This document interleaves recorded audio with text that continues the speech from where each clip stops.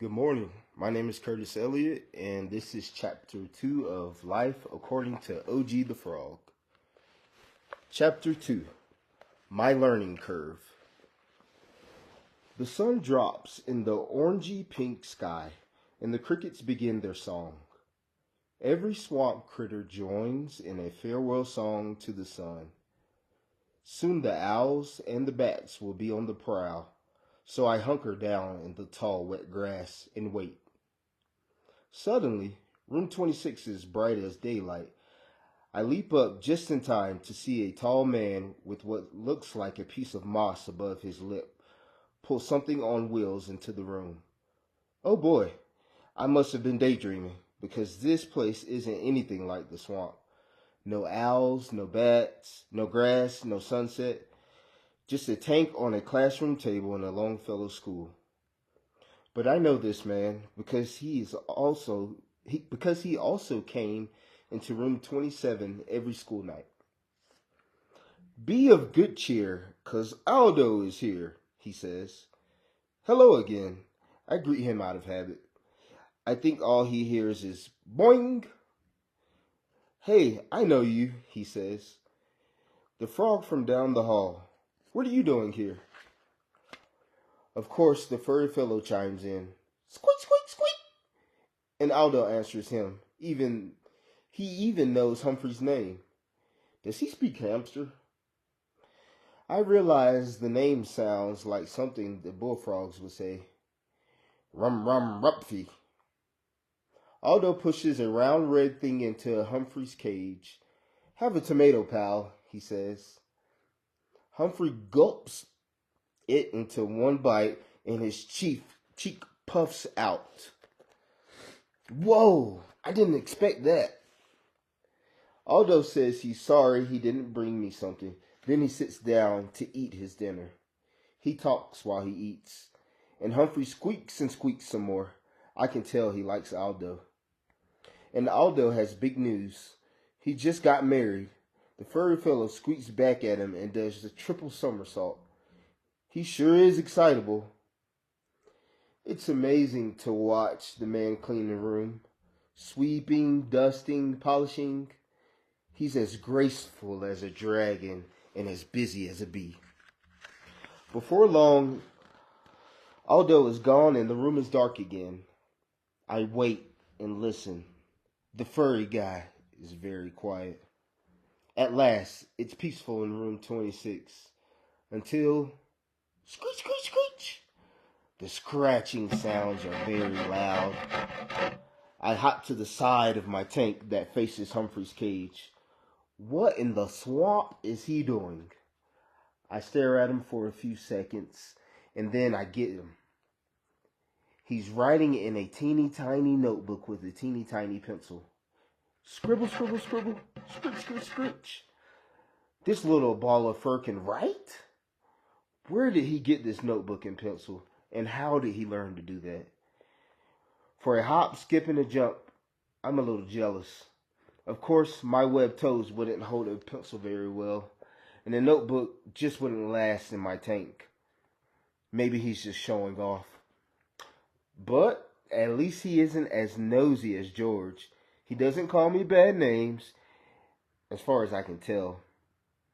I decided to go for a nice soak in my bowl and let the water soften the scribbling sounds. Ah, it worked. But I wonder what Humphrey is writing. Is he writing about me? If so, what does he think about me? After a while, the soft swishing of the water washes all those thoughts away, and I can float, doze, be. I soak for a bit and then leap up on my rock. The ticking of the clock seems much louder than before. In fact, it's almost as loud as the nighttime in the swamp. At dusk, the bullfrog course begins, and I remember it well. Rum, rum. We are the guardians, defenders of the swamp. Rum, rum, rum, rum. We love to live in the weeds. Rum, rum. We are the hero frogs, protectors of the swamp. Rum, rum, rum, rum. We love to sing our deeds. If you ask me, it's not much of a song. Defenders of the swamp. If Chopper, the big old snapping turtle, so much as hisses at them, the bullfrogs hop away from their beloved weeds and disappear. I've seen it before. I run away too, because none of us are matched for Chopper. But at least I don't pretend to be something I'm not. The next morning, Mrs. Brisbane called out to her students' names. In turn, each one replies, "Here." This is so helpful. I know all their names now. AJ is the one with the wide smile and the very loud voice, but he's much nicer than the bullfrog. And Sahai is the girl who doesn't like to talk much. She's as sweet as a honeysuckle. Art has something in common with me. He likes to stare out of the window and daydream. I wonder what he's thinking about. Heidi is the girl who blurts out answers in class. She reminds me of Albert, who calls out questions at night all alone. Who? Who? And he hoots so much. After a while, I think, who cares? It is. Seth can't sit still. He's as wiggly as any water snake. And Mandy likes to complain. And Mandy complains, likes the peeper frogs. They never let up. It's peep, peep, peep all day and night. Someone important stops in to greet me. I met him once before in Miss Loomis's class. His name is Mr. Morales, and he's the school principal. Apparently, a school principal is a very important human being. He wears a tie with a yummy-looking dragonfly on it. I've never seen a tie before I came to Longfellow School. But then I'd never seen a backpack or a chalkboard or a human up close. "And how is your new pupil adjusting?" asks Mrs. Brisbane. "Very well," she says. The principal peers down into my tank. "Hi," I boing at him. He laughs. "I hear George has quieted down quite a bit since Og has moved in," he says. "That must be a great relief to Miss Loomis." As the morning goes on, I can understand the lessons, especially the ones about frogs. Mrs. Brisbane puts up a chart with lots of pictures. Bing, bang, boing. I know all those things. It shows eggs, tadpoles, froglets, and a very handsome green frog who looks a lot like me. The students listen quietly, and even Humphrey Rumphrey doesn't speak or screech his will while Mrs. Brisbane talks. "I can't believe my invisible ears." Mrs. Brisbane makes learning interesting, and there's no George to interrupt. I just wish I understood Humphrey. All I get from him is squeak, squeak, squeak. Most of the time, he's in constant motion, but sometimes he disappears into a funky little hut to sleep. At least I think he's sleeping, but who knows? Then he's awake. If he's not spinning his wheel or squeaking his head off, he climbs up the side of his cage. He then leaps, though not quite like I do, to his tree branch and drops down the bottom of his cage, which is covered with something soft. If the bell rings, he hops on his screechy wheel. If a student asks a question, he goes squeak, squeak, squeak. If Miss Brisbane writes on the board, Humphrey climbs up to the top of his cage and hangs by one paw. If I could talk with him, I'd tell him to take time to stop and smell the water lilies. Float, doze, be. When Mrs. Brisbane talks about frog facts, her students are amazingly interested. I'm not sure Humphrey is even paying attention until Heidi asks a question, and he scrambles to the front of his cage to listen. "Where did OG come from?" Heidi asks. "From an egg," Mrs. Brisbane answers. "That sounds right, although I don't remember that part." Heidi shakes her head. "No," she says. "I mean, how did he get to Mrs. Loomis's class?" "Ah, I see," Mrs. Brisbane replies. "That's a good question. I'll ask her." She goes on to talk about how I like to eat crickets. Mrs. Brisbane makes a face as she tosses one into my tank and I grab it with my tongue. The big tads are very impressed. I am hoping for another cricket when the girl called Mandy reaches into my tank and picks me right up, without even asking. It's a surprise, but not a pleasant one. She then loudly complains about me when I pee on her. I don't mean to. It's just what frogs do to protect ourselves when a stranger grabs us. And it works. Mandy drops me right away. She complains about other things too.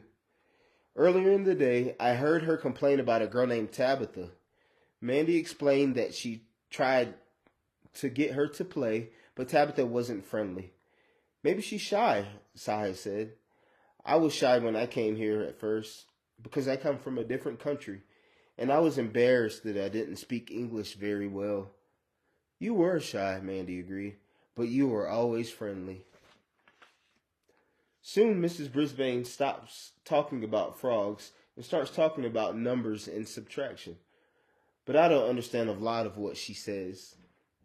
Here's what I do know about numbers. I have one in my head. I have no tail, 0.